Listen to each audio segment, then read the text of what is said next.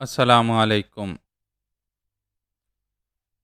میں نے 20 کلومیٹر تک ڈرائیو کرنے کے بعد ٹرک سڑک کے کنارے روک دیا۔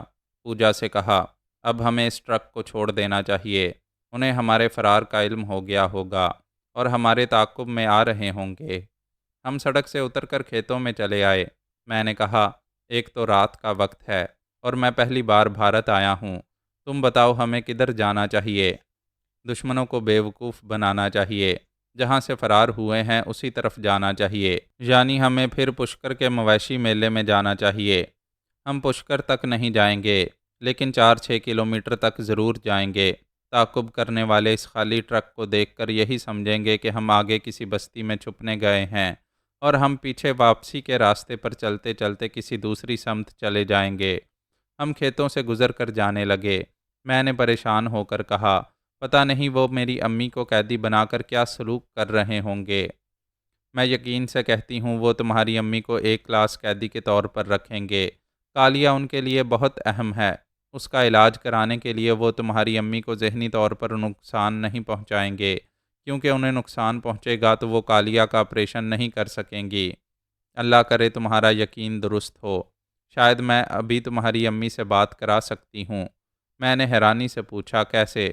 اس نے اپنے لباس میں سے ایک موبائل فون نکال کر کہا، یہ اس فوجی افسر کا فون ہے جو مجھے اپنے کمرے میں لے جا کر تمہارے بارے میں سوالات کر رہا تھا اور وہاں دارو پینے والا تھا۔ تم نے وہاں آ کر مجھے قید سے رہائی دلائی۔ میں وہاں سے آتے وقت اس کا یہ فون لے آئی تھی۔ یہ تم نے اچھا کیا کہ اس کا یہ فون لے آئی تھی۔ ہم را کے متعلق بہت کچھ جانتے ہیں۔ گاڈ فادر ہاشم نے ہمیں را کی جوائنٹ انٹیلیجنس کمیٹی کے ڈائریکٹر جنرل جمنا پرساد دھاون اور اس کے ماتحت 3 ایڈیشنل ڈائریکٹرز کے کئی فون نمبرز بتائے تھے۔ وہ سب میں نے اچھی طرح یاد کر لیے تھے۔ تم واقعی میری بہترین گائیڈ ہو۔ اس نے مجھے موبائل دے کر کہا، میں ڈی جی جمنا پرساد کا پرسنل نمبر بول رہی ہوں۔ تم یہ پنچ کرو اور یہ نمبر یاد رکھو۔ وہ بولنے لگی، میں پنچ کرنے لگا۔ اگرچہ رات کا اندھیرا تھا مگر پورا چاند نکلا ہوا تھا۔ اس کی روشنی میں رابطہ ہو گیا۔ دوسری طرف سے فون کی گھنٹی بجتی رہی۔ پھر کسی نے پوچھا، ہیلو، کون ہے؟ کیا پھر کوئی ایمرجنسی ہے؟ میں نے کہا، جی ہاں، لیڈی سرجن آمنہ کا بیٹا ہمارے دیس میں آیا ہوا ہے۔ یہ بات پربھاکر پشکر سے بتا چکا ہے۔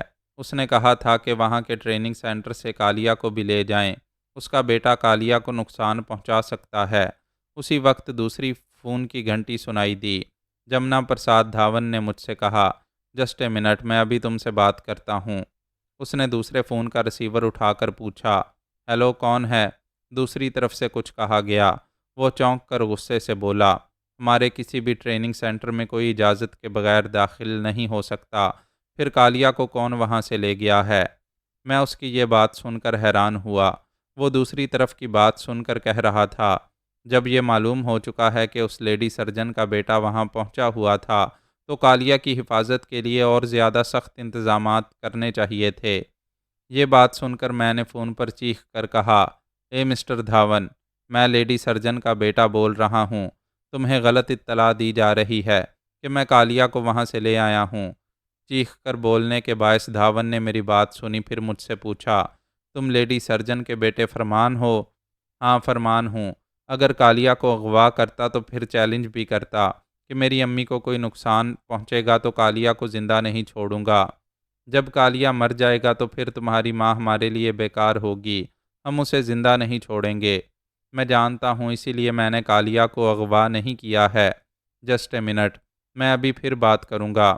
اس نے دوسرے فون پر کہا، کیا تم سن رہے ہو پربھاکر؟ دوسرے فون پر لیڈی سرجن کا بیٹا بول رہا ہے، اس نے کالیہ کو اغوا نہیں کیا ہے۔ وہ خاموش ہو کر کچھ سننے کے بعد گرج کر بولا، کیا بکواس کر رہے ہو؟ ہمارے را کا کوئی آفیسر آیا تھا اور کالیہ کو ایک ایمبولینس میں لے گیا تھا، اور اب اس نے فون پر تمہیں اطلاع دی ہے کہ وہ را کا افسر نہیں تھا اور وہ مجھ سے بات کرنے والا ہے کہ وہ کالیہ کو کیوں لے جا رہا ہے۔ تم لوگوں نے اسے پہچاننے میں غلطی کیسے کی؟ وہ اور کیا کہہ رہا تھا؟ دوسری طرف کی بات سن کر بولا، تعجب ہے اس کا بیٹا اسے نہ لے جا سکا، اور وہ لے جانے والا کہہ رہا ہے کہ جب تک ڈاکٹر آمنہ کو زندہ سلامت رکھا جائے گا تب تک کالیہ بھی زندہ رہے گا اور اس کا علاج بھی کیا جاتا رہے گا۔ آخر وہ کون ہے؟ اس نے دوسری طرف کی باتیں سن کر رسیور کو فون کے کریڈل پر پٹخ دیا، پھر مجھ سے فون پر کہا، تم لوگ بہت چالاک ہو، کیا ہم سے ڈبل گیم کھیل رہے ہو؟ تم نے خود کالیہ کو اغوا نہیں کیا ہے، کسی دوسرے سے یہ کام کروایا ہے۔ میں نے کہا میں اتنا نادان نہیں ہوں، اتنا موٹی عقل سے بھی سمجھ سکتا ہوں کہ کالیہ کو زندہ سلامت رکھنے ہی میں میری امی کی سلامتی ہے۔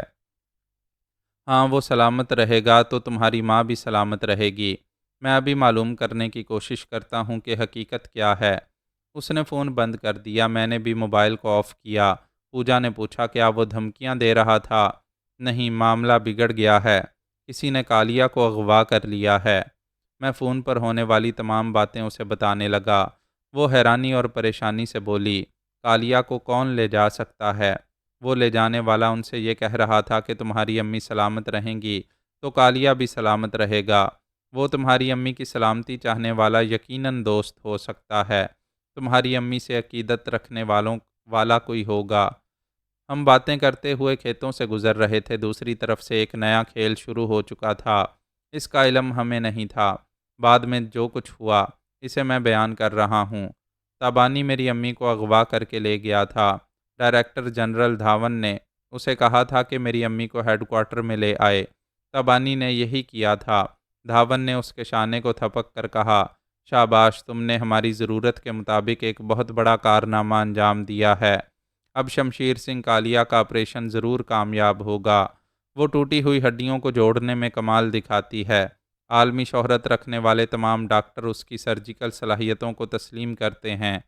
تابانی نے کہا، لیکن سر، آپریشن میں تو کئی دن لگ جائیں گے۔ ہاں، وقفے وقفے سے 2 یا 3 آپریشن ہوں گے تو اس کے گھٹنے کی ہڈیاں جڑ جائیں گی، پہلے کی طرح وہ چل پھر سکے گا۔ 2 یا 3 آپریشن کا مطلب ہے کہ 1 مہینہ لگ سکتا ہے۔ 1 مہینہ نہیں، 2-4 مہینے لگ سکتے ہیں۔ تابانی نے چیخ کر کہا، یہ آپ کیا کہہ رہے ہیں؟ اتنے دنوں میں تو میرے مراد کو پھانسی پر چڑھا دیا جائے گا۔ فکر نہ کرو، وہاں ہمارے آدمی مراد کو جیل سے نکال لانے کی کوششیں کر رہے ہیں۔ وہ کوششوں میں ناکام ہو سکتے ہیں، لیکن ڈاکٹر آمنہ پاکستان کی اتنی بڑی شخصیت ہے کہ حکومت پاکستان مراد کو ہمارے حوالے کر کے ڈاکٹر آمنہ کو واپس لینا چاہے گی۔ آپ نے فون پر مجھ سے وعدہ کیا تھا کہ ڈاکٹر آمنہ کو لے آؤں گا تو اس کا مراد سے تبادلہ کیا جائے گا۔ میں فون پر ایسا نہ کہتا تو تم ڈاکٹر آمنہ کو اغوا کرنے کا اتنا بڑا کارنامہ کبھی نہ کرتے۔ تم صرف اپنے ہونے والے بچے کے باپ کو رہائی دلانا چاہتے ہو، لیکن تنظیم میں شروع سے ہی ذہن نشین کرا دیا جاتا ہے کہ تنظیم کے مقاصد کو پورا کرنے کے لیے اپنے پیاروں کی قربانی سے بھی دریغ نہیں کریں گے۔ میں جانتا ہوں کالیہ ہماری تنظیم کے لیے بڑے اہم کام کرتا ہے۔ میں وعدہ کرتا ہوں اگر ڈاکٹر آمنہ سے مراد کا تبادلہ کریں گے تو میں اور مراد اس کالیہ سے بھی زیادہ کارنامے انجام دیں گے۔ جب تم پیدا نہیں ہوئے تھے تب سے کالیہ ہماری تنظیم کا وفادار ہے۔ تم اور مراد کارنامے انجام دو گے تو وہ تمہاری وفاداریاں ہوں گی، لیکن اس کے بدلے کالیہ کی وفاداریوں کو نہیں بھلایا جا سکتا۔ اس کا کامیاب آپریشن صرف لیڈی سرجن آمنہ کر سکتی ہے، اسی لیے ہم نے تمہارے ذریعے اسے اغوا کرایا ہے۔ یعنی مجھے دھوکہ دیا گیا ہے، میرے مراد کو وہاں سزائے موت پانے کے لیے چھوڑ دیا گیا ہے۔ مجھ سے بحث نہ کرو، تم جانتے ہو کہ میں ایک ہی تمہارا رازدار ہوں۔ میں نے آج تک کسی کو نہیں بتایا ہے کہ تم عورت بن چکے ہو، لیکن یہ راز کب تک رہے گا؟ تمہارا پیٹ پھولے گا تو بھید کھل جائے گا۔ میں کہیں دور کسی پہاڑی علاقے میں جاؤں گی، پھر زچگی ہونے کے بعد واپس آؤں گی، مگر پلیز آپ نے میرے لیے بہت کچھ کیا ہے، بس میرا یہ کام کر دیں، میرے مراد کو یہاں زندہ آنے دیں۔ ہم حکومت پاکستان سے سودا کریں گے کہ وہ ڈاکٹر آمنہ کو زندہ سلامت چاہتے ہیں تو مراد کو سزائے موت نہ دیں، اسے جیل کی ایک کلاس میں رکھیں۔ ہم 3 یا 4 ماہ کے بعد ڈاکٹر آمنہ سے مراد کا تبادلہ کریں گے۔ تبانی اندر سے تپ رہا تھا، یہ اسے منظور نہیں تھا کہ اس کا مراد 3-4 ماہ تک اس سے دور رہے، لیکن اس نے ڈی جی جمنا پرساد دھاون سے بحث نہیں کی، بڑے صبر و تحمل سے بولا، ٹھیک ہے، آپ میری زچگی ہونے تک مجھے چھٹی پر جانے دیں۔ مجھے امید ہے آپ جلد سے جلد کالیہ کا آپریشن کرا کے ڈاکٹر آمنہ کو فارغ کر دیں گے۔ ضرور یہی کروں گا، تم چھٹی پر جا سکتے ہو۔ تابانی اس کیمپ کے ایک کوارٹر میں آرام کرنے کے لیے آیا۔ اس رات کیمپ کے کلب میں وہ گیا، وہاں ناچ گانا ہو رہا تھا۔ ایک ایڈیشنل ڈائریکٹر شراب پی کر مست ہو رہا تھا۔ تبانی کو دیکھ کر بولا، یار یہاں آؤ، تم نے تو کمال ہی کر دیا۔ تبانی اس کے پاس ایک کرسی پر بیٹھ گیا۔ اس نے پوچھا، کیا پیو گے؟ تبانی نے کہا، تم جانتے ہو میں کبھی نہیں پیتا، مگر تمہارا دوست مراد پیتا تھا۔ یار میں نے سنا ہے تم مراد کو رہائی دلانے اور بھارت میں لانے کے لیے اتنی بڑی ڈاکٹر کو اغوا کر کے لے آئے ہو۔ میں نے ڈاکٹر آمنہ کو دیکھا ہے، بیچاری کی موت اسے یہاں لے آئی ہے۔ تبانی نے کہا، زیادہ نہ پیا کرو، فضول بکواس کرتے رہتے ہو۔ میں نشے میں نہیں ہوں، عقل کی بات کرتا ہوں۔ ڈاکٹر آمنہ عالمی شہرت رکھتی ہے، کیا بھارتی حکومت اتنی بڑی شخصیت کو اغوا کرنے کا الزام اپنے سر لے گی؟ کبھی نہیں، تم دیکھ لینا۔ کالیا کا آپریشن کامیاب ہونے کے بعد ڈاکٹر آمنہ کو ختم کر دیا جائے گا اور اس کی لاش غائب کر دی جائے گی۔ تبانی اسے گھور کر دیکھ رہا تھا۔ اس کے دماغ میں آندھی سی چلنے لگی۔ وہ اس پہلو کو بھول گیا تھا کہ عالمی شہرت رکھنے والی کسی بھی ہستی کو اغوا کرانے والی کوئی بھی حکومت تسلیم نہیں کرتی کہ یہ جرم اس نے کیا ہے۔ الزام سے بچنے کے لیے اغوا کی ہوئی ہستی کو رازداری سے قتل کر دیا جاتا ہے۔ اس رات تبانی کی نیند اڑ گئی۔ دوسرے دن اس نے معلوم کیا کہ کالیا کو کس ہسپتال میں رکھا گیا ہے۔ پتہ چلا دہلی کے کسی بھی ہسپتال میں اس کا آپریشن ہوگا تو پاکستانی جاسوس اسی طرف آئیں گے، کیونکہ آمنہ کو پنجاب کی ایک سرحد پار کرا کے لایا گیا تھا۔ وہاں سے دہلی قریب تھا۔ پھر یہ سب جانتے تھے کہ را کا ہیڈ کوارٹر دہلی میں ہے۔ اگر پاکستانی جاسوس آمنہ کو واپس نہ لا سکے تو کالیا کو مار ڈالیں گے۔ کالیا کی حفاظت کی خاطر اسے راجستھان کے ایک چھوٹے سے ٹاؤن پشکر میں پہنچا دیا گیا۔ جب آپریشن کا تمام ضروری سامان اور ماتحت ڈاکٹر وغیرہ وہاں پہنچ جائیں گے تو ڈاکٹر آمنہ کو بھی وہاں سخت نگرانی میں پہنچا دیا جائے گا۔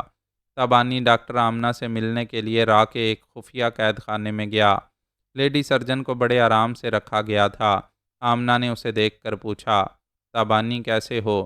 کچھ اجڑے ہوئے سے نظر آ رہے ہو۔ اپنے ہونے والے بچے کی خاطر اپنی صحت کا خیال کرو۔ میں نے پاکستان میں تمہیں ضروری دوائیں لکھ کر دی تھیں، انہیں ضرور استعمال کیا کرو۔ تبانی نے سر جھکا کر کہا، میں نے آپ پر ظلم کیا ہے اور آپ میری اور میرے بچے کی بھلائی کی باتیں کر رہی ہیں۔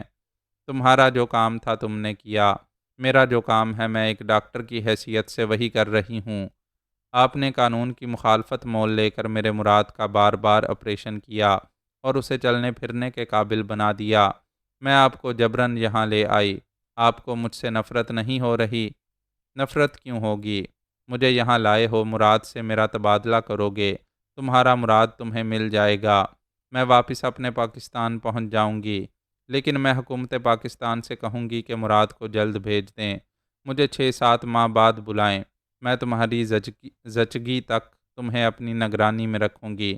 تم نہیں جانتے جنس تبدیل ہونے کے باعث زچگی سے پہلے کیسے پرابلمز پیدا ہوں گے۔ میں رہوں گی تو انشاءاللہ تمہیں اور بچے کو ہر حال میں بچاؤں گی۔ تبانی نے ایک دم سے چیخ کر کہا، بس کریں، آپ کیسی عورت ہیں، کس مٹی سے بنی ہوئی ہیں؟ پاکستان کی مٹی سے۔ وہ ایک دم سے پلٹ کر دوڑتا ہوا وہاں سے چلا آیا۔ اس کا بس چلتا تو ڈاکٹر آمنہ کو وہاں سے لے آتا، مگر اب تیر کمان سے نکل چکا تھا۔ اس نے اپنے ہاتھوں سے اس فرض شناس ڈاکٹر کو را کی کسٹڈی میں پہنچا دیا تھا۔ اس کے اطراف اتنا سخت پہرا تھا کہ وہ اسے وہاں سے نکال کر واپس پاکستان نہیں پہنچا سکتا تھا۔ وہ ہیڈ کوارٹر کے ایک ایک شعبے سے واقف تھا۔ وہ اسی دن ایسے شعبے میں گیا جہاں سے را کے کارکنوں اور افسروں کے شناختی کارڈ جاری کیے جاتے ہیں۔ وہاں اس نے ہاتھ کی صفائی دکھائی، ایک آئی ڈی کارڈ میں اپنی تصویر چسپاں کر کے وہاں کی خاص مہریں لگائی، ڈائریکٹر جنرل جمنا پرساد دھاون کے دستخط کی نقل کی۔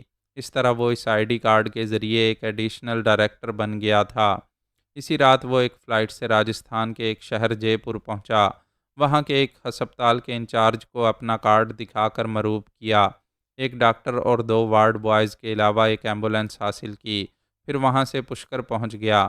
وہاں را کے ٹریننگ سینٹر کے تمام افسران اسے ایڈیشنل ڈائریکٹر سمجھ کر اس کے احکامات کی تعمیل کرنے لگے۔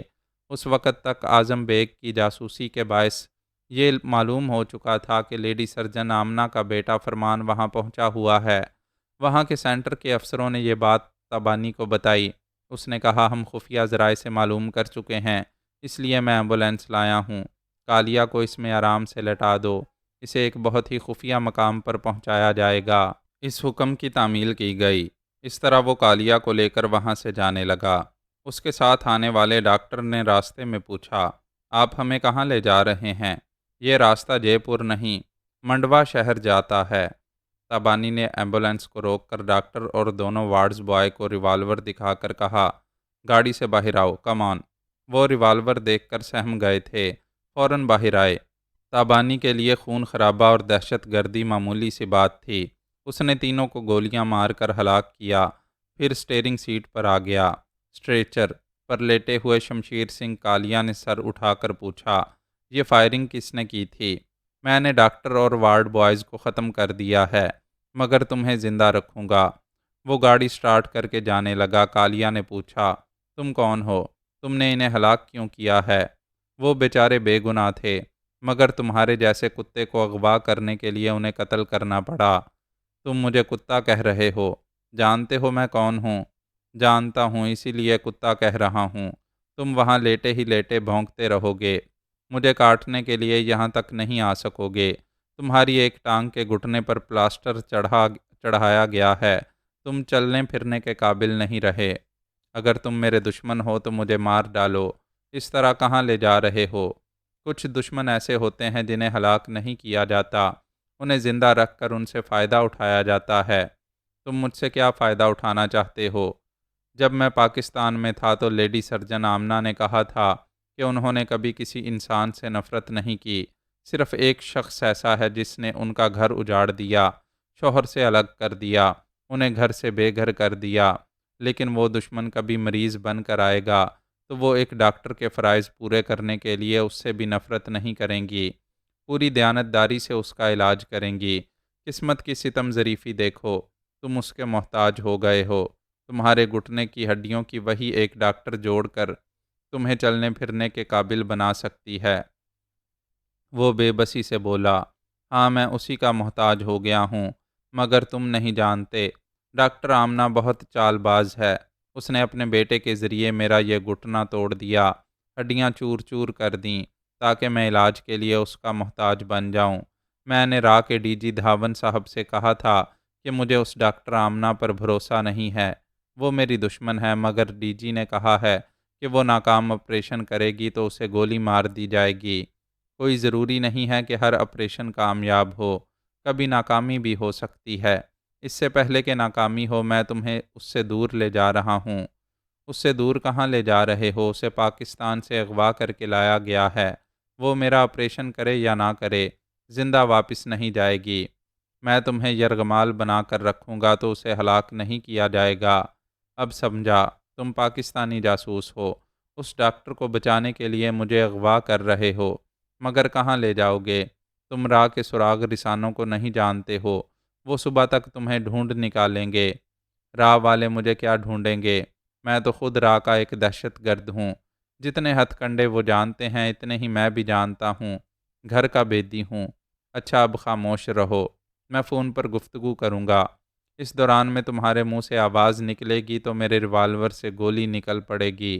اس نے موبائل فون کے ذریعے پشکر ٹریننگ سینٹر رابطہ کیا، پھر ایک افسر سے کہا، اپنے ڈی جی دھاون کو فون کرو، اس سے کہو تمہارے سینٹر میں را کا ایک ایڈیشنل ڈائریکٹر آیا تھا، وہ کالیے کو ایمبولینس میں لے گیا ہے۔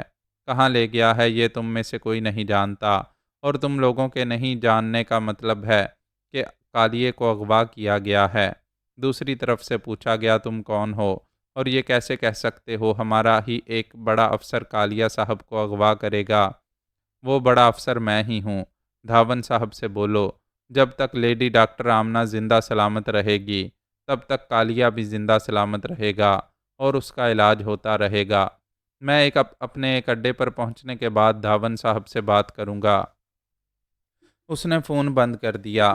میں ایسے ہی وقت ڈی جی دھاون سے فون کے ذریعے بات کر رہا تھا، تب اسے اطلاع ملی کہ کسی نے را کا افسر بن کر کالیہ کو اغوا کیا ہے۔ وہ اپنے کسی خاص اڈے پر پہنچ کر دھاون سے رابطہ کرے گا۔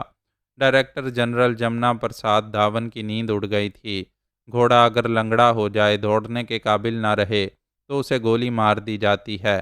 کالیا جیسے لنگڑے کو بھی گولی ماری جا سکتی تھی۔ اس کے جیسے بے شمار کالیا راہ میں تھے۔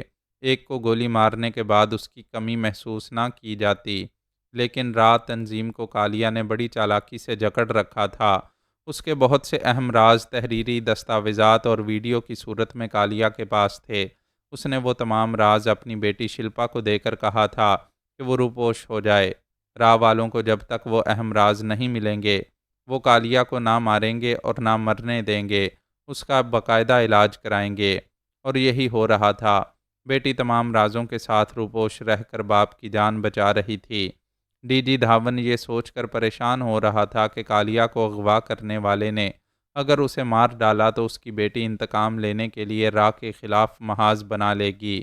وہ لوگ خفیہ طور پر شلپا کو بھی تلاش کر رہے تھے اور یہ جانتے تھے کہ وہ اپنے باپ سے بھی زیادہ مکار ہے۔ اسے ڈھونڈنے اور مار ڈالنے تک وہ تمام رازوں کو ساری دنیا کے سامنے لانے کے انتظامات کر چکی ہوگی۔ بھارت کے ایٹمی پلانٹ اور ایٹمی قوت بننے کی بہت پلاننگ پڑوسی ملکوں اور پورے ایشیا پر ظاہر ہو سکتی تھی۔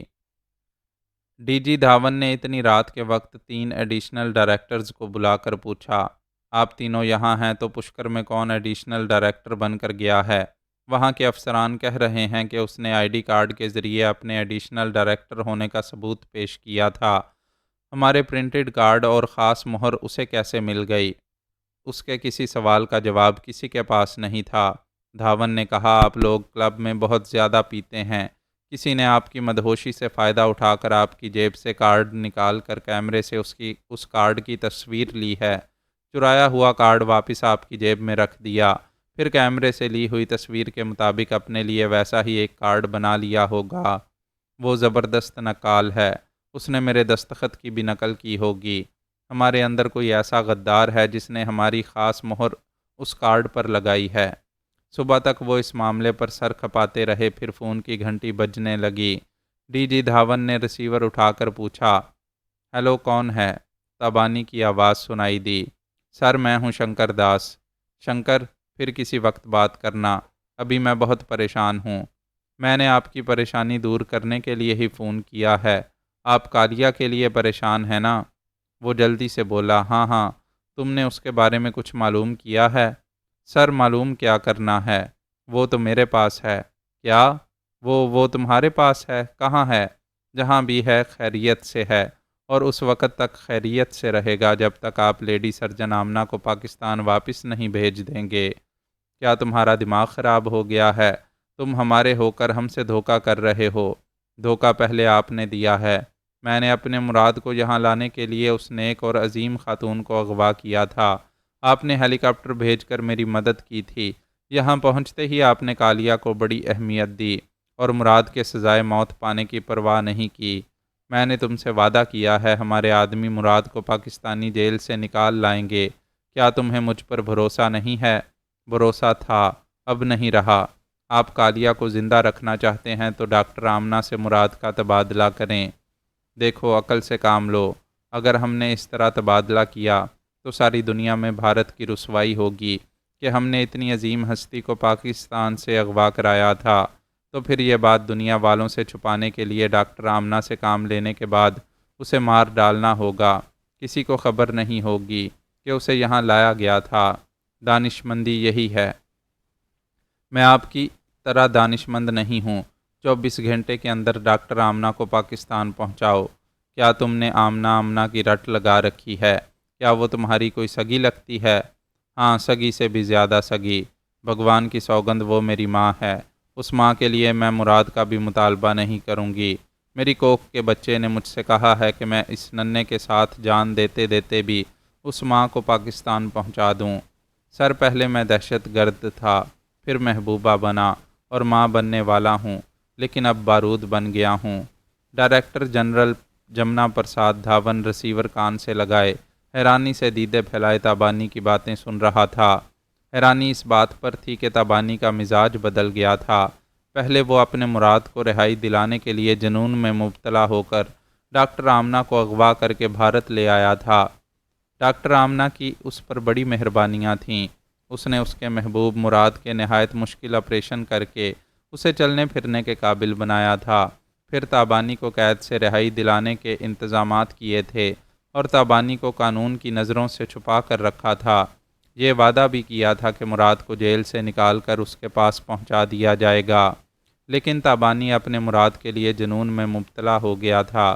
جس ڈاکٹر آمنہ نے اس کا ساتھ دیا اسی کو اغوا کر کے بھارت لے آیا تاکہ حکومت پاکستان ڈاکٹر آمنہ جیسی عالمی شہرت رکھنے والی ہستی کو واپس لانے کے لیے مراد کو رہا کر کے بھارت بھیج دے۔ تابانی کو ڈاکٹر آمنہ سے کوئی دشمنی نہیں تھی، بلکہ وہ اس کا احسان مند تھا۔ جب اسے معلوم ہوا کہ بھارتی حکومت ڈاکٹر آمنہ جیسی مشہور و معروف ہستی کو اغوا کرانے کا الزام اپنے سر نہیں لے گی اور کالیہ کا کامیاب آپریشن کرنے کے بعد ڈاکٹر آمنہ کو ہلاک کر دیا جائے گا، تب تابانی کو اپنی غلطی کا پتہ چلا۔ را کے ڈی جی دھاون کے جھوٹ اور فریب کا بھی پتہ چلا۔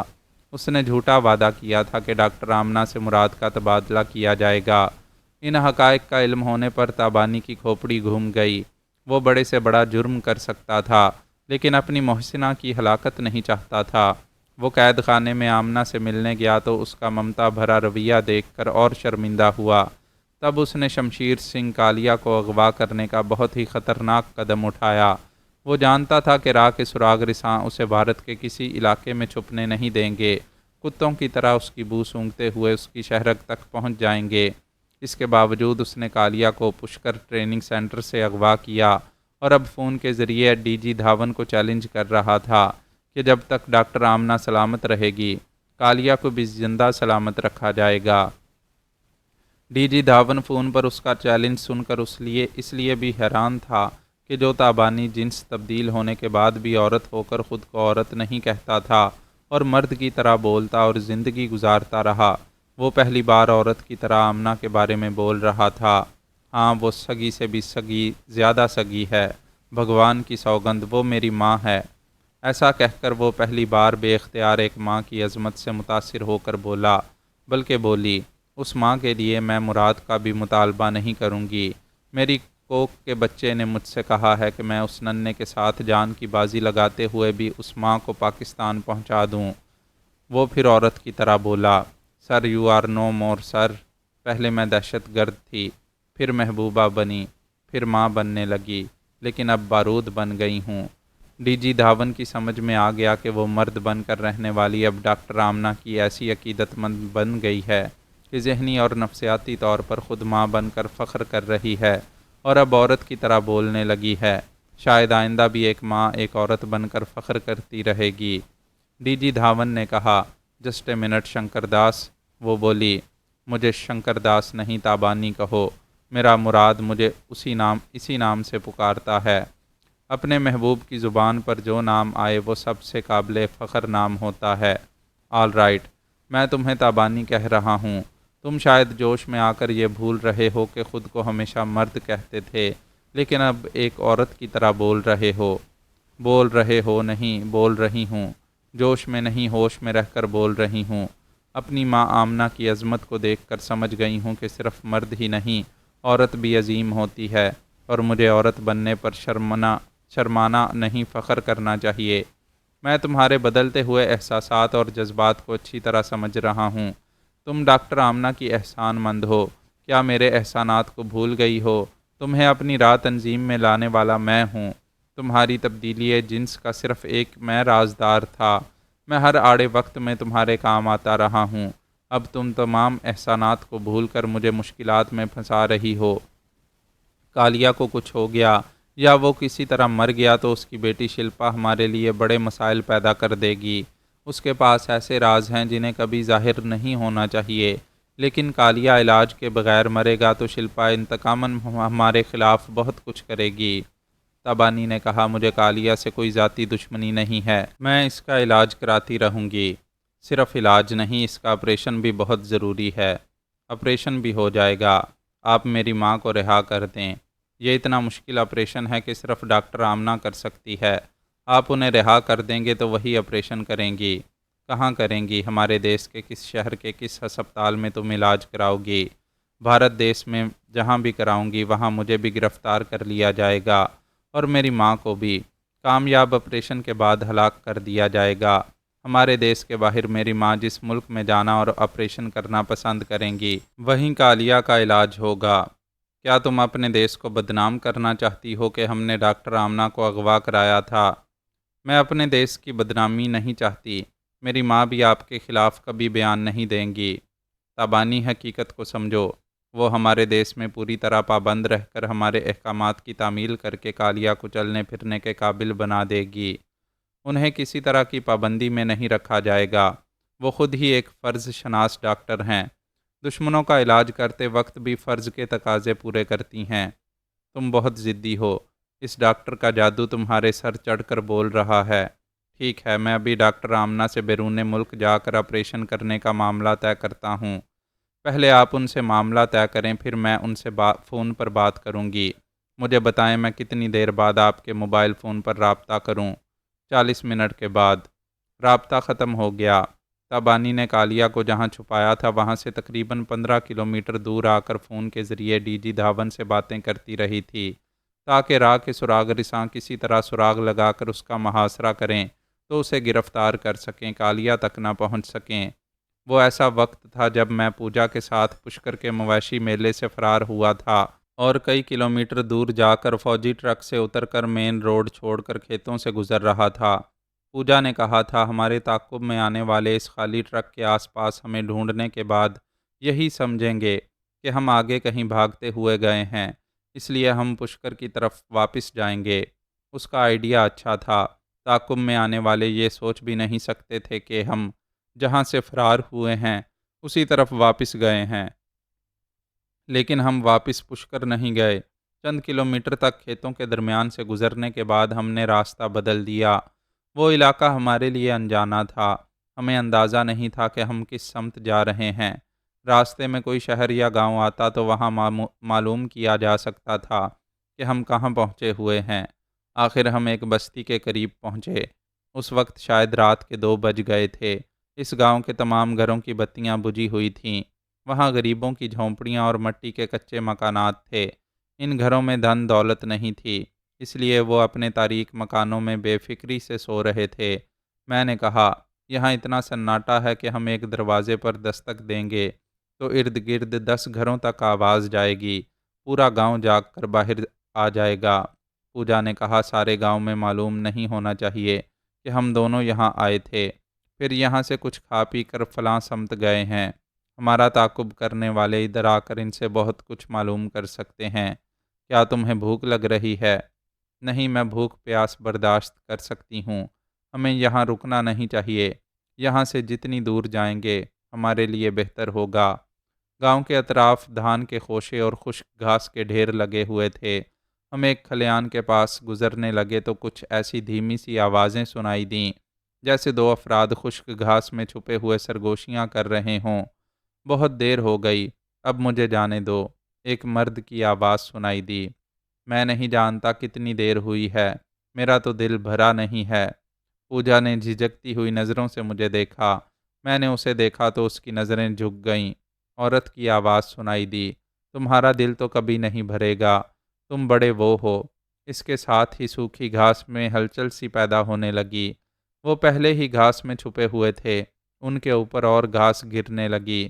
پوجا اپنے سر پر ساڑی کا آنچل رکھتے ہوئے شرما کر وہاں سے دور جانے لگی۔ میں بھی اس کے پیچھے چلتے ہوئے بڑبڑایا، لعنت ہے، کیا میاں بیوی ایسے ہوتے ہیں؟ اپنا گھر ہوتے ہوئے گھاس میں گھسنے آتے ہیں۔ وہ تیزی سے چلتے ہوئے بولی، تمہارا جسم فولاد جیسا ہے مگر کھوپڑی میں پتھر ہے، اتنا بھی نہیں سمجھ سکتے کہ وہ میاں بیوی نہیں تھے؟ میں نے حیرانی سے پوچھا، میاں بیوی نہیں تھے؟ تم کیسے جانتی ہو؟ میرے پاس عقل ہے، وہ دونوں پریمی تھے، اتنی رات کو چھپ کر ملنے آئے تھے۔ ہاں، یہ تو میں نے سوچا ہی نہیں تھا، سیدھی سی سمجھ میں آنے والی بات ہے۔ میاں بیوی تو گھر میں، یعنی کہ گھر میں۔ بولتے بولتے وہ رک گیا۔ اچانک خیال آیا کہ میری گائیڈ اور ہم سفر ایک جوان لڑکی ہے اور مجھے ایسی باتیں نہیں کرنا چاہیے۔ میں جھینپ کر اس سے ذرا دور رہ کر چلنے لگا۔ ہم دونوں کو چپ سی لگی ہوئی تھی۔ ہم سوچتے ہوئے اس گاؤں سے دور ہوتے جا رہے تھے۔ پتہ نہیں وہ کیا سوچ رہی ہوگی۔ مجھے تو اس وقت وہ بے وفا دشمن شلپا یاد آ رہی تھی۔ کالیا کی اس مکار بیٹی نے پہلی بار مجھے یہ تجربہ دیا تھا کہ پیار بھرے لمحات جتنے رنگین ہوتے ہیں، پیار کرنے والی کی بے وفائی اور مکاری اتنی ہی سنگین ہوتی ہے۔ لہٰذا عورت خواہ کتنی ہی پرکشش لگے، اس سے دور رہنے میں دانش مندی ہے۔ بے شک و شبہ پوجا حسین، نوجوان اور پرکشش تھی۔ اس کے باوجود میں اس سے ذرا دور رہ کر چل رہا تھا، جیسے ریل کی دو پٹڑیاں ساتھ ساتھ چلتے ہوئے بھی دور رہتی ہیں۔ پتہ نہیں ہم چلتے ہوئے کتنے کلومیٹر دور چلے آئے۔ چاندنی میں کھڑی فصلوں کے درمیان ایک جھونپڑی نظر آئی۔ پوجا نے کہا، دور دور تک کوئی جھونپڑی یا کچا مکان نظر نہیں آ رہا۔ یہاں کسی زمیندار کے کھیتوں کا رکھوالا رہتا ہوگا۔ میں نے پوچھا، کیا اس ویرانے میں ڈاکو اور سمگلر نہیں رہ سکتے؟ ہاں، یہ مجرموں کے چھپنے کے لیے عارضی پناہ گاہ ہو سکتی ہے۔ ہمیں چلتے وقت ہلکی سی بھی آواز پیدا نہیں کرنا چاہیے۔ یہ سناٹے میں رہنے والے ایک پتا کھڑکنے کی بھی آواز سن لیتے ہیں۔ میں نے جھونپڑی کے قریب پہنچ کر اسے پیچھے کی طرف جانے کا اشارہ کیا، خود سامنے والے بند دروازے اور کھڑکی کے پاس آیا۔ کھڑکی ایک جگہ سے ذرا ٹوٹی ہوئی تھی۔ میں نے جھانک کر دیکھا، ایک دیہاتی دھوتی پہنے ایک چارپائی پر سو رہا تھا۔ اس کے سرہانے ایک لاٹھی رکھی ہوئی تھی۔ کوئی ہتھیار نظر نہیں آ رہا تھا۔ وہ شخص ایک چوکیدار تھا۔ فصلوں کو خراب کرنے والے جانوروں کو لاٹھی سے مار کر بھگاتا تھا۔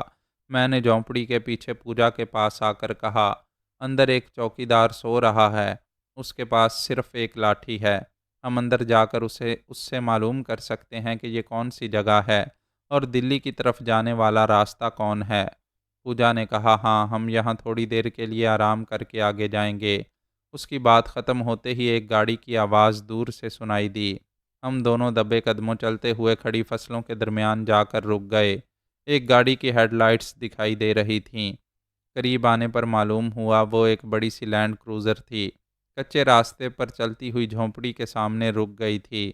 اس کے تمام دروازے کھلنے لگے۔ ہٹے کٹے مرد گنے لیے باہر نکل کر چاروں طرف دیکھنے لگے۔ وہ 5 تھے۔ ان میں سے 4 دھوتیاں پہنے ہوئے تھے۔ ان کی کمر سے کارتوس کے بیلٹ بندھے ہوئے تھے۔ 5واں شخص چست پتلون اور جیکٹ پہنے ہوئے تھا۔ اس کے ہاتھوں میں ایک کلاشنکوف تھی۔ گاڑی کی آواز سن کر چوکیدار دروازہ کھول کر باہر آیا۔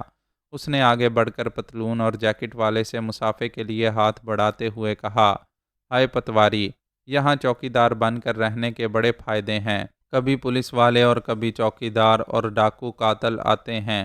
مجھے ایک جاہل غریب چوکیدار سمجھ کر یہاں کچھ سمے گزار کر چلے جاتے ہیں۔ پتواری نے اس سے مصافحہ کرتے ہوئے کہا، یار، تیرا نام لال بہادر ہے، مگر یہاں للو بن کر رہتا ہے اور ہم واردات کرتے رہتے ہیں۔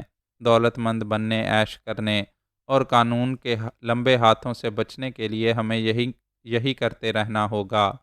وہ دونوں کہکہے لگانے لگے۔ پھر للو نے کہا، ابھی 1 گھنٹے پہلے ایک خوبصورت جوان آیا تھا۔ اگر اسے ساڑی پہنا دو تو حسین عورت لگے، مگر بہت خطرناک تھا۔ ایک ایمبولینس میں ایسے آدمی کو لایا ہے جس کے ایک گھٹنے کی ہڈیاں ٹوٹی ہوئی تھیں۔ اس کے گھٹنے پر پلاسٹر چڑھایا گیا ہے۔ اس کی باتیں سن کر میں نے حیرانی سے پوجا کو دیکھا۔ وہ بھی سوالیہ نظروں سے مجھے دیکھ رہی تھی۔ وہ سب باتیں کرتے ہوئے جھونپڑی کے اندر جا رہے تھے۔ ہم کھڑی فصلوں کے پیچھے سے نکل کر زمین پر چاروں ہاتھ پاؤں سے رینگتے ہوئے جھونپڑی کی دیوار سے آ کر لگ گئے۔ للو کی دھیمی آواز سنائی دے رہی تھی۔ وہ کہہ رہا تھا، اس کے پاس ریوالور تھا۔ اس نے جیب سے نوٹوں کی ایک گڈی نکال کر مجھ سے پوچھا کہ میں دولت چاہتا ہوں یا موت۔ میں چاہتا تو ایک کک مار کر اس کے ہاتھ سے ریوالور گرا سکتا تھا، مگر میں نے ایک ڈرپوک دیہاتی کی طرح ہاتھ جوڑ کر کہا کہ میں غریب آدمی ہوں، آپ جو کہیں گے وہی کروں گا۔ وہ میرے ساتھ ایک لنگڑے کو اٹھا کر اس دوسرے کمرے میں لے آیا۔ یہاں چارپائی پر اسے لٹا کر اس کے منہ سے ٹیپ چپکا کر اس کے ہاتھ پاؤں باندھ کر گیا ہے۔ وہ کہاں گیا ہے؟ پتہ نہیں، کہہ رہا تھا 2 گھنٹے کے اندر آ جائے گا، پھر اس لنگڑے کو صبح سے پہلے لے جائے گا۔ پوجا نے میرے کان سے منہ لگا کر بڑی دھیمی آواز میں کہا، یہ ضرور وہی کالیا ہے۔ پتہ نہیں کون اسے 2 گھنٹے کے لیے چھوڑ کر کہیں گیا ہے۔ یہ کالیا تمہارے لیے بہت ضروری ہے۔ وہ میرے کان میں یہ بھی کہہ رہی تھی کہ وہ 6 ہیں اور مسلح ہیں۔ ہم دونوں کیا کر سکیں گے؟ میں نے اس کے کان میں کہا، میں نہیں چاہتا کہ یہاں سناٹے میں فائرنگ کی آوازیں گونجنے لگیں۔ جب تک میں گولی نہ چلاؤں تم بھی فائر نہ کرنا۔ میں آگے جا رہا ہوں، تم خاموشی سے دیکھتی رہو، جب ضرورت سمجھو تب ہی مداخلت کرنا۔ میں نے آگے بڑھ کر دیوار کی آڑ سے جھونپڑی کے سامنے والے دروازے کی طرف دیکھا۔ ایک مسلح شخص دروازے کے سامنے ٹہلتا ہوا پہلے دوسری طرف گیا، پھر پلٹ کر میری طرف آ رہا تھا۔ میں سر پیچھے کر کے دیوار سے چپک گیا، اس کے قدموں کی چاپ سن کر اندازہ کرنے لگا کہ وہ کتنے قریب آتا جا رہا ہے۔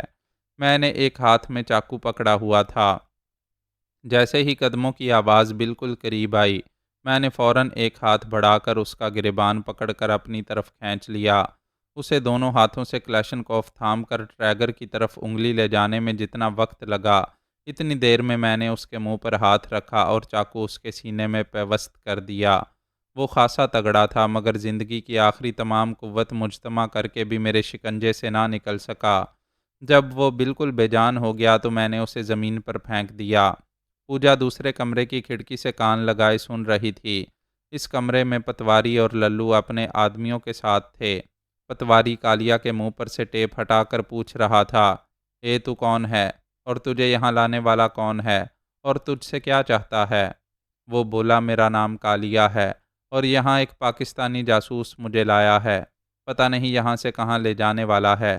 اگر تم مجھے بھارت سرکار کے حوالے کر دو گے تو تمہیں بہت بڑا انعام ملے گا۔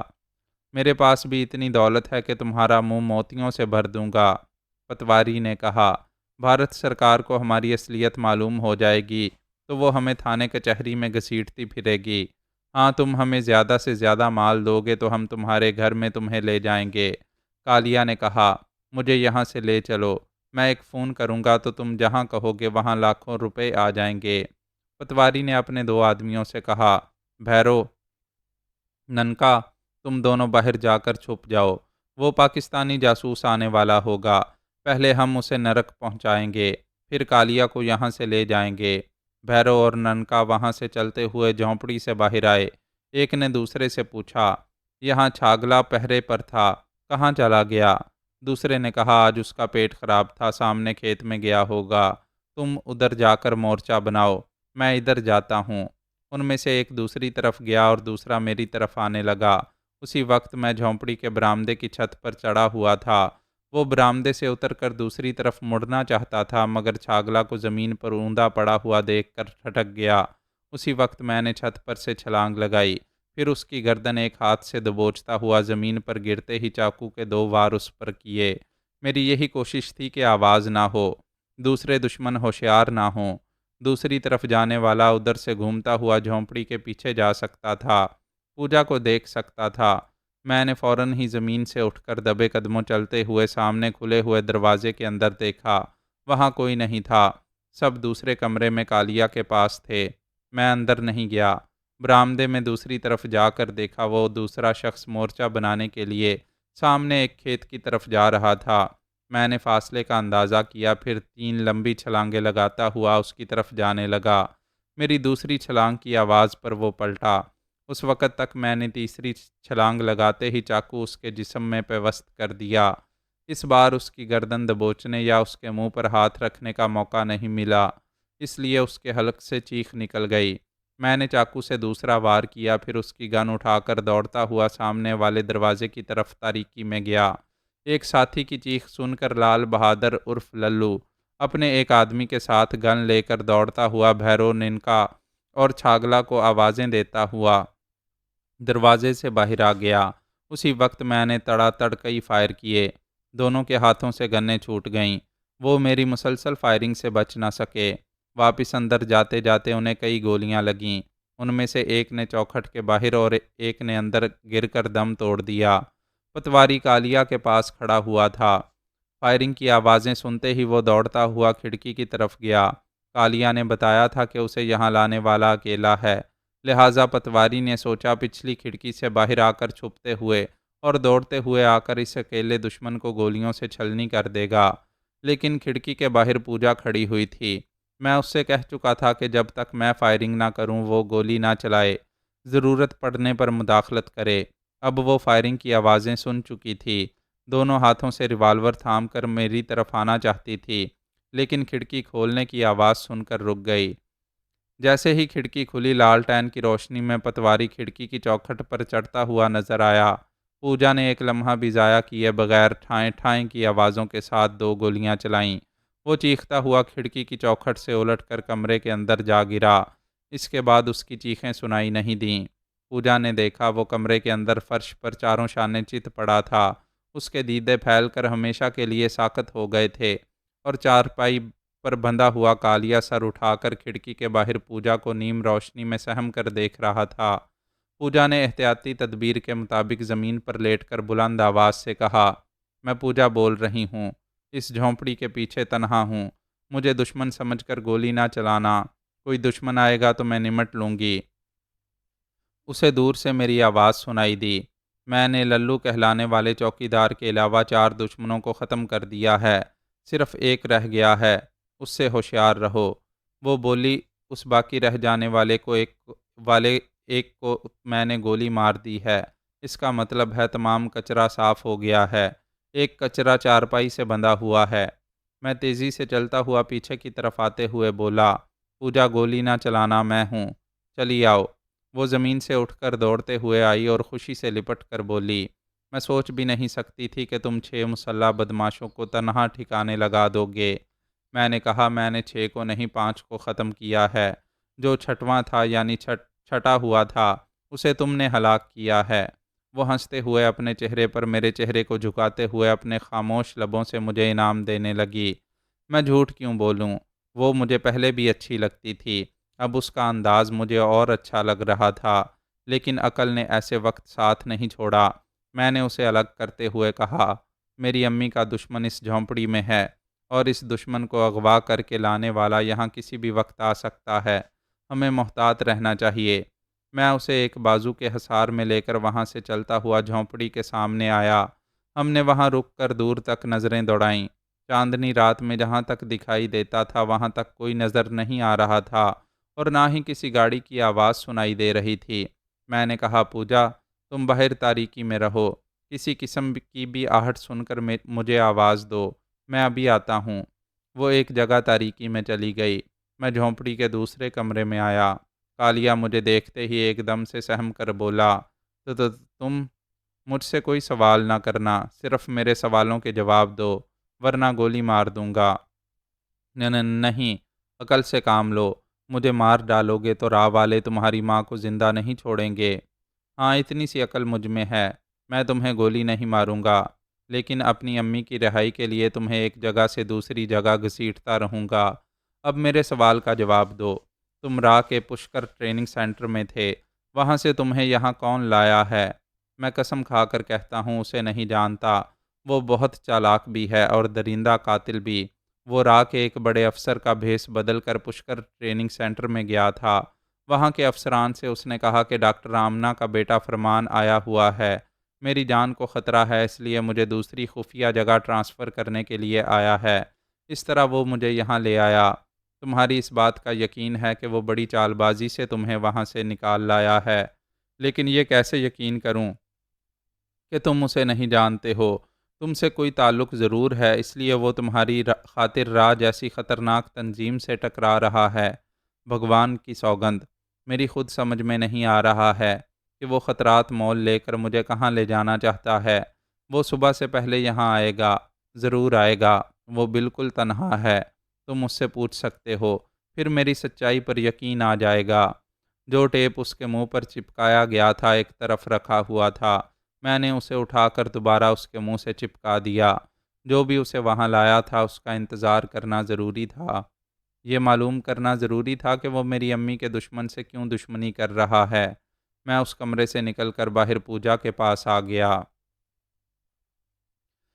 تابانی نے اس جھونپڑی کو بڑی حد تک خفیہ پناہ گاہ سمجھا تھا، اور وہاں رہنے والے لال بہادر عرف للو کو ایک ڈرپوک اور بزدل چوکیدار سمجھا تھا۔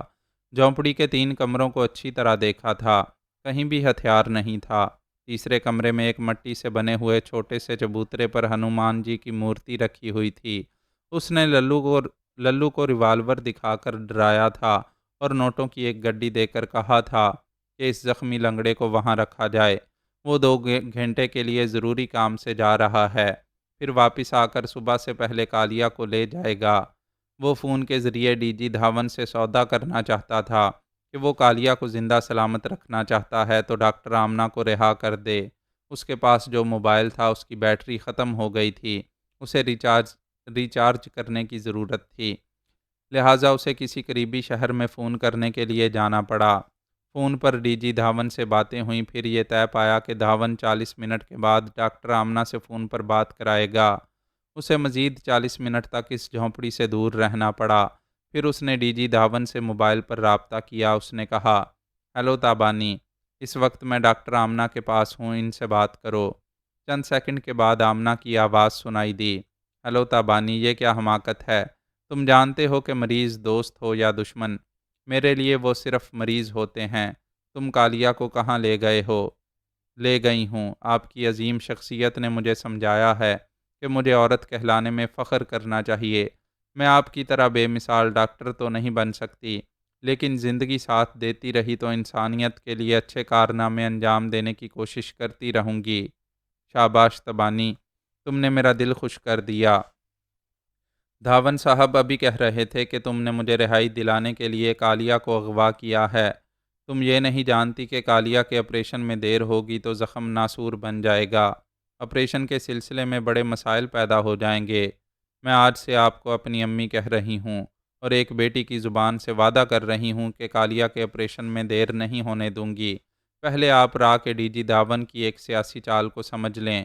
وہ دنیا والوں کے سامنے یہ الزام قبول نہیں کریں گے کہ آپ کو اغوا کر کے بھارت لایا گیا ہے۔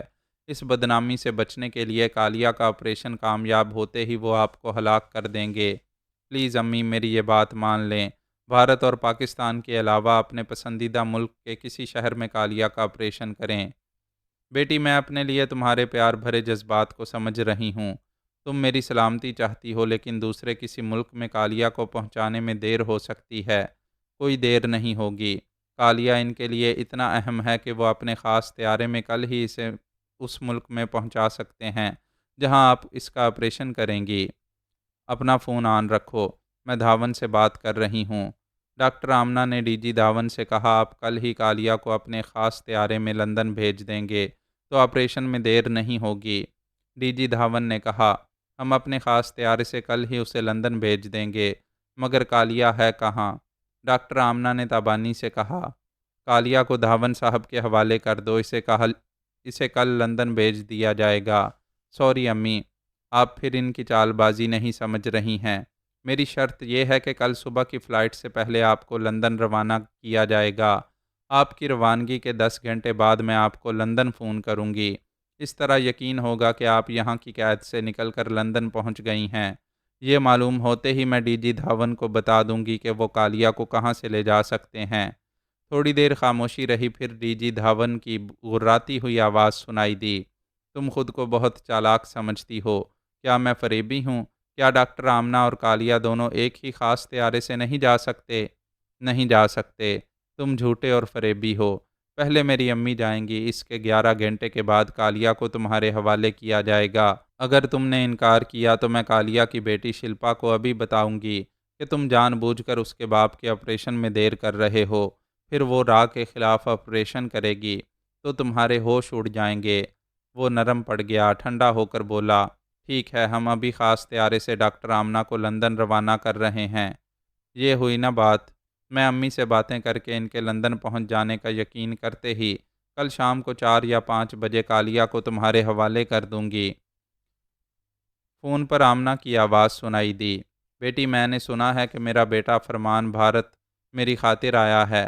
کسی طرح اس سے رابطہ کرو اور اسے پاکستان واپس جانے کے لیے کہو اور مجھ سے بھی فون پر بات کراؤ۔ آل رائٹ ممی، میں اپنے بھائی فرمان کو تلاش کروں گی اور آپ سے اس کی بات کراؤں گی۔ اب راہ والے کسی طرح بھی فرمان کو گرفتار کر کے آپ کی کمزوری بنائیں گے اور میں ایسا نہیں ہونے دوں گی۔ میں جانتی ہوں تم جس بات کی ضد کر لیتی ہو اسے ضرور کر گزرتی ہو۔ ڈی جی دھاون نے آمنہ سے فون لے کر کہا، میں غیر ضروری باتیں کرنے کی اجازت نہیں دوں گا۔ ہمیں ابھی ڈاکٹر آمنہ کو لندن بھیجنے کے انتظامات کرنے ہوں گے۔ یہ تمہارے مقرر کردہ وقت سے 3 گھنٹے پہلے پہنچیں گی۔ تم 7 گھنٹے کے بعد ڈاکٹر آمنہ سے فون پر باتیں کر کے یقین کرو کہ یہ لندن پہنچ گئی ہیں اور 7:30 بجے کالیا کو ہمارے حوالے کر دو۔ ٹھیک ہے، جتنی جلدی کرو گے کالیا، اور تمہارے لیے اتنی ہی بہتری ہوگی۔ تابانی نے فون بند کر دیا۔ اس کے ایک ہاتھ میں ریوالور تھا۔ اس کے سامنے کچھ فاصلے پر ایک پتی پتنی اور ان کی جوان بیٹی تھیں۔ وہ سب سہمے ہوئے تابانی کو دیکھ رہے تھے اور اس کی باتیں سن رہے تھے۔ اس نے جوان لڑکی سے کہا، سوئچ بورڈ کے پاس جاؤ، میرے فون کی بیٹری چارج ہو چکی ہے، اسے لے آؤ۔ اس لڑکی نے اس کے حکم کی تعمیل کی۔ اس کے باپ نے تابانی سے کہا، ابھی تم کسی سے کہہ رہی تھیں کہ تمہاری زندگی نے ساتھ دیا تو تم انسانیت کی بھلائی کے لیے کارنامے انجام دیتی رہو گی۔ بیٹی، ہم بھی انسان ہیں، کیا ہمارے ساتھ بھلائی نہیں کرو گی؟ یہی تو بھلائی ہے کہ میرے ہاتھ میں ریوالور ہے، مگر تم اپنی پتنی اور بیٹی کے ساتھ زندہ ہو، میرے جانے کے بعد بھی زندہ رہو گے۔ صرف اتنا سا نقصان پہنچا رہی ہوں کہ تمہارا یہ موبائل فون لے جا رہی ہوں، اور یہ جو عام سا ٹیلی فون ہے، اس کا تار کاٹ کر صرف ریسیور لے جاؤں گی۔ اس طرح مجھے اطمینان رہے گا کہ تم پولیس کو اطلاع نہیں دو گے۔ تم جو چاہتی ہو لے جاؤ، ہم پولیس کو اطلاع دینے کے لیے گھر سے باہر قدم نہیں نکالیں گے۔ ہاں، گھر سے باہر قدم نہ رکھنا۔ میرا ایک آدمی تمہارے بنگلے کے سامنے اور ایک بنگلے کے پیچھے تاریکی میں چھپا ہوا ہے۔ صبح سے پہلے کوئی بھی باہر نکلے گا تو وہ اسے گولی مار دیں گے۔ اس نے اپنا اور اس کا موبائل فون لیا، تار کاٹ کر دوسرے فون کا ریسیور بھی لیا، پھر اس کمرے سے نکل کر دروازے بند کرتے ہوئے باہر آئی۔ اس نے ایمبولینس کو کہیں چھوڑ دیا تھا۔ ایک شخص کو ریوالور دکھا کر اس کی کار چھین کر لے آئی تھی۔ وہ اس کار میں بیٹھ کر کچھ دور جانے کے بعد فون کے ریسیور کو کھڑکی کے باہر پھینکتی چلی گئی۔ وہ بڑی تیز رفتاری سے کار ڈرائیو کرتے ہوئے اس جھونپڑی کی طرف جا رہی تھی، جہاں وہ کالیا کو ایک چارپائی سے باندھ کر للو چوکیدار کی نگرانی میں دے کر آئی تھی۔ وہ اپنے طور پر احتیاط سے کام لے رہی تھی۔ اس نے جس بنگلے سے فون کیا تھا وہاں اس نے عام ٹیلی فون کے ذریعے ڈی جی دھاون سے باتیں کی تھیں۔ یہ جانتی تھی کہ راہ کے جاسوس اس فون کا نمبر ٹریس کر کے معلوم کر لیں گے کہ وہ کہاں سے فون کر رہی ہے، لیکن ہر جگہ احتیاطی تدبیر کام نہیں آتی۔ اس نے للو چوکیدار کو سمجھنے میں غلطی کی تھی۔ وہ سوچ بھی نہیں سکتی تھی کہ اس کی توقع کے خلاف اس جھونپڑی میں بہت کچھ ہو چکا ہوگا۔ وہ تقریباً 1 گھنٹے کی ڈرائیونگ کے دوران میں کھیتوں کے درمیان ایک کچے راستے سے گزرتے ہوئے اس جھونپڑی سے ذرا دور رک گئی۔ اس جھونپڑی کے سامنے ایک لینڈ کروزر کھڑی ہوئی تھی، مگر کوئی نظر نہیں آ رہا تھا۔ جھونپڑی کا دروازہ کھلا ہوا تھا، اندر کسی کی موجودگی کا پتہ نہیں چل رہا تھا۔ اس کے دماغ میں خطرے کی گھنٹی بج گئی تھی۔ اس نے فوراً ہی اپنی کار کی ہیڈ لائٹس کو بجھایا، پھر دروازہ کھول کر جھکتی ہوئی باہر آئی، اور اسی طرح جھکتی ہوئی دوڑتی ہوئی ایک قریبی کھیت میں کھڑی فصل کے اندر جا کر چھپ گئی۔ وہ سمجھ رہی تھی اس لینڈ کروزر میں پولیس والے نہیں آئے ہوں گے، جو بھی آئے ہوں گے انہیں جھونپڑی کے اندر ہونا چاہیے، لیکن وہاں ایسی خاموشی تھی جیسے کوئی وہاں موجود نہ ہو۔ اگر وہ سامنے کھڑی ہوئی گاڑی کے علاوہ کسی دوسری گاڑی میں کالیا کو وہاں سے لے گئے ہوں گے تو اتنی مہنگی لینڈ کروزر کو چھوڑ کر نہیں گئے ہوں گے۔ کالیا اور للو چوکیدار نے بتایا ہوگا کہ وہاں ابھی وہ آنے والی ہے، لہٰذا اس کے انتظار میں جھونپڑی کو خالی چھوڑ کر دشمن اس کی گھات میں آس پاس کے کھیتوں میں چھپے ہوں گے۔ پوجا اور میں ایک دوسرے سے دور فصلوں کے درمیان تھے۔ میں نے آنے والی کار کی ہیڈ لائٹس بجھنے کے بعد کچھ فاصلے پر ایسی آوازیں سنیں جیسے کوئی فصلوں کے درمیان سے گزر رہا ہے، جس کے باعث کھڑی فصلیں ایک دوسرے سے ٹکرا کر ہلکا سا شور پیدا کر رہی تھیں۔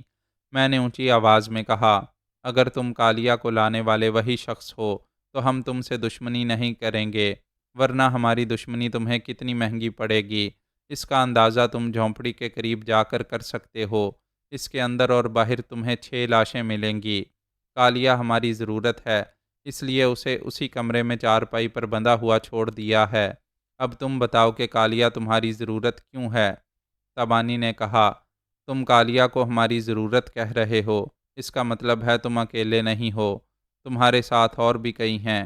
وہ بولتی ہوئی فصلوں کے درمیان اس بار زمین پر لیٹ کر بڑی احتیاط سے رینگتی ہوئی ایک طرف جانے لگی، تاکہ ایک لمبا چکر کاٹ کر جھونپڑی کے قریب پہنچ کر دیکھ سکے کہ واقعی وہاں کچھ لوگوں کی لاشیں پڑی ہوئی ہیں یا نہیں۔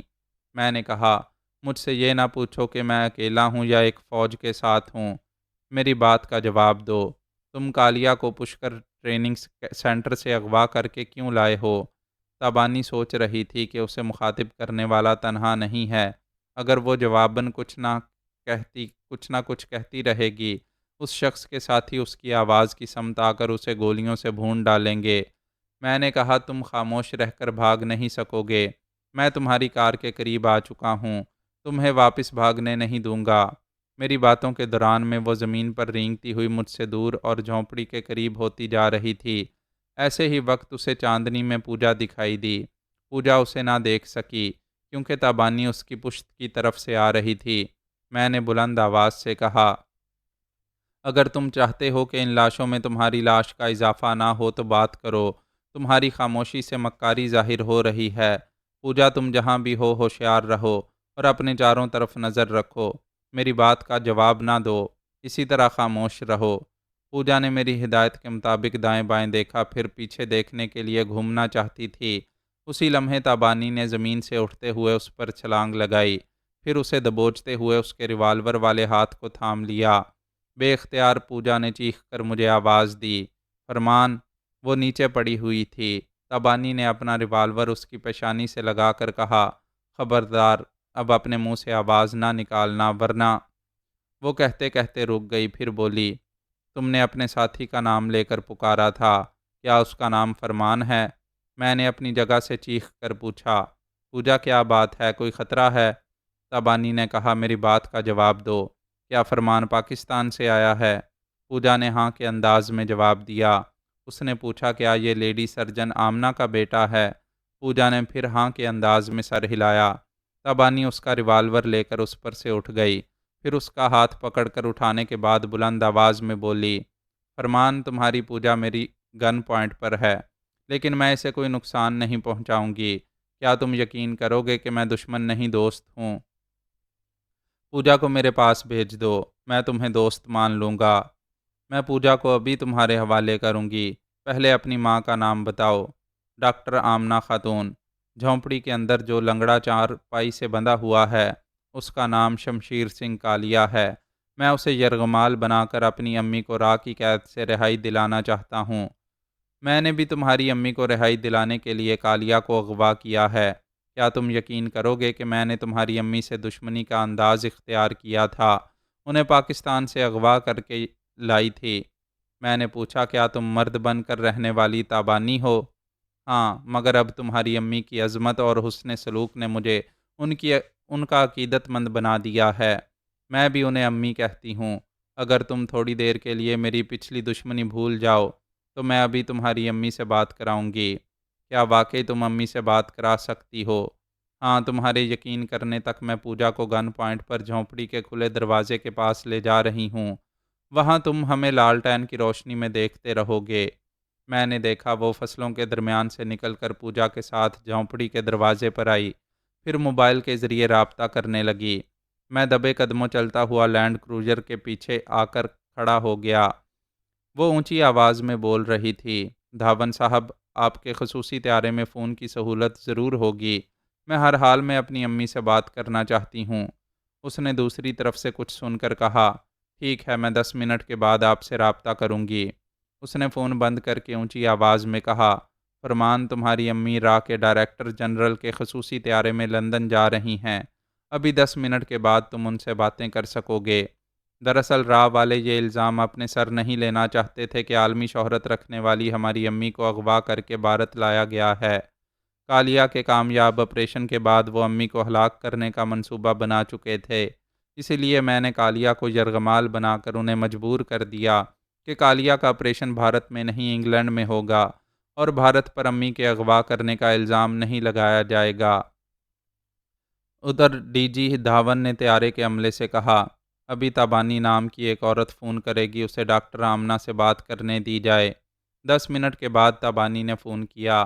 ڈی جی دھاون نے اسے طیارے کا خصوصی نمبر اور فون نمبر بتایا۔ اس کے مطابق تابانی نے رابطہ کیا۔ دوسری طرف سے آمنہ کی آواز سنائی دی۔ وہ بولی، امی، آپ کے لیے ایک خوشخبری ہے۔ فرمان سے ملاقات ہو گئی ہے، لیکن وہ مجھے آپ کا دشمن سمجھ رہا ہے۔ پلیز آپ اس سے باتیں کر کے اس کی غلط فہمی دور کر دیں۔ آپ فون بند نہ کریں، ابھی فرمان آپ سے بات کرے گا۔ اس نے پوجا کو موبائل فون دے کر کہا، جاؤ اسے فرمان کو دے دو۔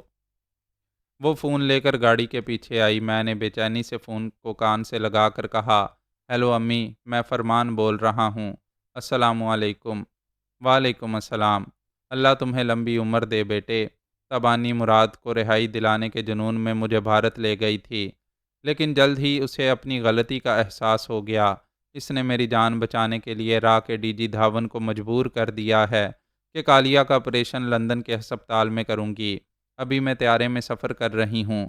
تابانی سے کہو میں کل صبح 9 بجے لندن پہنچ جاؤں گی۔ میرے یہاں پہنچنے کی تصدیق کرتے ہی وہ کالیہ کو دھاون کے حوالے کر دے۔ میں ابھی تابانی سے کہہ دیتا ہوں، اسے نام سے نہ پکارو، وہ میری بیٹی اور تمہاری بڑی بہن ہے۔ میں اپنی بہن کو سر آنکھوں پر بٹھاؤں گا۔ بیٹے یہ لوگ زیادہ باتیں کرنے کی اجازت نہیں دے رہے ہیں۔ آخری بات کہتی ہوں، اپنے انکل کو میرے حالات سے آگاہ کر دو۔ اللہ حافظ۔ فون بند کر دیا گیا۔ میں پوجا کے ساتھ گاڑی کے پیچھے سے چلتا ہوا تابانی کے قریب آیا، پھر مسکرا کر بولا، ہم اپنی بڑی بہن کو آپا یا باجی کہتے ہیں، میں آپ کو کیا کہوں؟ وہ جواباً مسکرا کر بولی، دیدی۔ میں نے آگے بڑھ کر اسے دیدی کہتے ہوئے گلے سے لگا لیا۔ وہ بولی، میرے ماتا پتا کا دیہانت ہو گیا تھا، میرا کوئی اپنا رشتہ دار نہیں تھا۔ 3 برس پہلے مراد ملا۔ اب ایک عظیم ہستی میری ماں ہے، اور تمہارے جیسا ایک دلیر بھائی ہے۔ میں نے کہا، ایک چھوٹی بہن بھی ہے۔ ہاں، یاد آیا، جب میں اپنی حماقت سے امی کو اغوا کر رہی تھی تو انہوں نے ایک معصوم سی لڑکی کو اپنی بیٹی کہا تھا۔ کیا نام ہے اس کا؟ آبدہ۔ ہم اسے آبی کہتے ہیں۔ امی نے ابھی فون پر کہا ہے کہ میں انکل ہاشم کو ان کے حالات سے آگاہ کر دوں۔ وہ مجھ سے فون لے کر بولی، اسے میں کسی سے چھین کر لائی ہوں، اس کی چوری کی رپورٹ درج کی گئی ہوگی، تو راہ والے سیٹلائٹ کے ذریعے تمہاری اور انکل ہاشم کی گفتگو ریکارڈ کر سکتے ہیں۔ تم میرے فون پر ان سے باتیں کرو۔ اس نے اپنا موبائل دیا۔ میں نے انکل ہاشم سے رابطہ کر کے انہیں امی کے موجودہ حالات بتائے۔ انہوں نے کہا، بیٹے فکر نہ کرو، میں تمام مصروفیات چھوڑ کر صبح کی فلائٹ سے لندن جاؤں گا۔ تم بھارت کے وقت کے مطابق باجی آمنہ کے لندن پہنچنے کی تصدیق کرو، پھر ان سے پوچھ کر مجھے بتاؤ کہ وہ لندن کے کس ہسپتال میں کالیہ کا آپریشن کریں گی۔ انکل، میں تابانی کے متعلق بتا چکا ہوں، اب وہ امی کی بیٹی اور میری دیدی ہیں۔ مراد بھائی کو آپ ہر قیمت پر رہائی دلائیں گے۔ فون تابانی کو دو۔ میں نے اسے فون دیا۔ وہ اسے کان سے لگا کر بولی، ہیلو، میں تابانی ہوں۔ انکل ہاشم نے کہا، تم صرف باجی کی نہیں، اب میری بھی بیٹی ہو۔ مراد اب میرا داماد ہے، تم اس کی طرف سے بے فکر ہو جاؤ۔ میں اسے ہر قیمت پر جیل سے نکال کر تمہارے پاس پہنچاؤں گا۔ وہ خوش ہو کر بولی، انکل میں کس زبان سے شکریہ ادا کروں؟ مجھے ایسا لگ رہا ہے جیسے ایک نئی دنیا میں آ گئی ہوں، اور نئے محبت کرنے والے رشتہ داروں کے ساتھ ایک نئی زندگی گزار رہی ہوں۔ اللہ نے چاہا تو اب تم مسرتوں سے بھرپور زندگی گزارو گی۔ انکل، اس دیش کے ہر ایئرپورٹ پر سختی سے میرے لیے فرمان اور پوجا کے لیے پابندیاں ہوں گی۔ ہمیں گرفتار بھی کیا جا سکتا ہے۔ نو پرابلم بیٹے، میں کل رات یا پرسوں صبح لندن پہنچ کر کالیہ کے لیے موت بننے کی دھمکیاں دوں گا، تو راہ والے تم تینوں کو لندن آنے سے نہیں روک سکیں گے۔ شکریہ انکل۔ گفتگو ختم ہونے پر تابانی نے فون بند کیا، پھر مجھ سے کہا، انکل بہت زبردست ہیں، ہم پرسوں تک لندن جا سکیں گے۔ ہم باتیں کرتے ہوئے جھونپڑی کے اندر دوسرے کمرے میں آئے۔ وہاں کالیہ چارپائی سے بندھا ہوا تھا۔ میرے ساتھ تابانی کو دیکھ کر سہم گیا۔ میں نے لندن میں اس کے ایک گھٹنے کی ہڈیاں توڑی تھیں، اور تابانی نے اس کا علاج ہونے سے پہلے ہی اغوا کیا تھا۔ وہ ایسے سہما ہوا تھا جیسے اب موت آنے والی ہو۔ معزز سامعین، اپنے اس چینل کو سبسکرائب کریں اور بیل آئیکن کا بٹن پریس کریں تاکہ ہر نئی آنے والی ایپیسوڈ آپ تک بر وقت پہنچ سکے۔ شکریہ۔